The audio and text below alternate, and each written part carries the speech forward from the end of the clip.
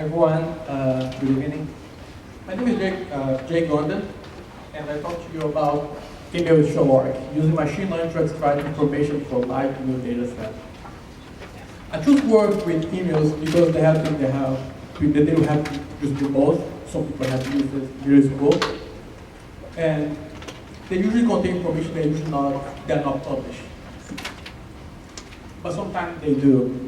So in those cases, the investigation Enron, Lemon Brothers, and more recently Hillary Clinton's, the emails play a big role to understand the case and actually solve the case.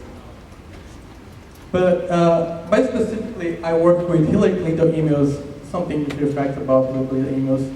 They have a lot of beautiful words, have a lot of acronyms that appear in the emails, and that's what just one for White House that actually helped my model. Work with emails, you have to keep in mind a few facts. We can extract crucial information for the emails, but most of them don't have information at all. And they have a lot of acronyms that only make sense for this data set, and that they help to vectorialize, but sometimes make it a little difficult to cluster them. The emails have few authors, we don't have many compared to Twitter and other social media data. It would help sometimes. And they usually duplicate. That usually not a good thing, but for my data set, it's actually helpful. Really help to cluster them. So before I actually jump into the model, I want to explain what I want to do. What I want is like, how do over all those emails, I choose the emails that actually help the investigation, help to solve the case. So I started that with unsupervised models. So I got the data, I put the database, and I used machine learning, Chef Idea, LSA, and DBScan that actually worked well for me because separated data, the emails, they don't have much information, they have been completely anonymized, and the emails that have more importance, they actually make a conversation and they cluster together.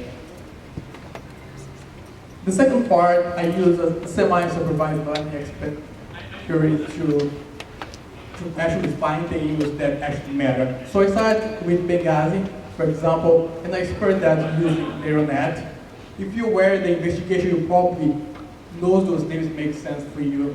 The second part, I actually make a new cluster using the expected curve, and I use a mobile, a Flash app to display the results over here.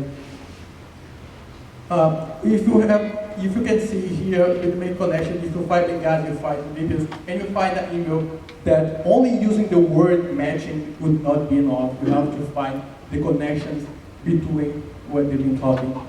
And actually, if you read an email, it doesn't talk about Benghazi specifically, but you know that's a big part of the civil war that have been seen and the incidents have been going on.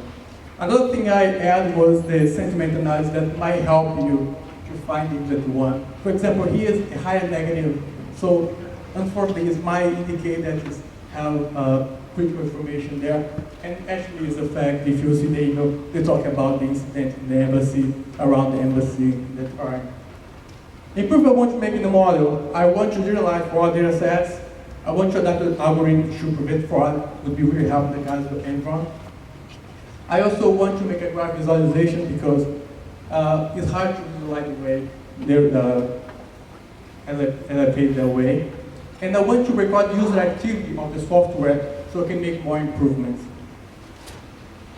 So my name is Jay Gonda. I used to be a mathematician, an economist, and perhaps I'm the only Brazilian who doesn't like soccer.